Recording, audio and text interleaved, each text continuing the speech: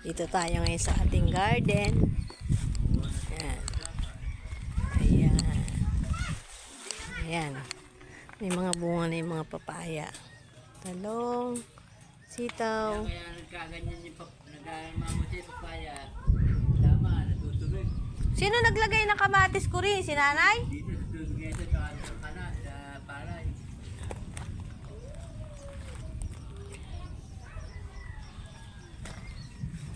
Ayan. Malugon ang okra kaso hindi pa siya namumunga. Op, yung mais. Ayan, tumutubo na yung mais niya. Ayan. Naaagad ang bunga ng talong. Niduhat kami dito. Ayan. Kahit sa gilid lang ng kalsada. Oh, ang daming bunga ng bayabas.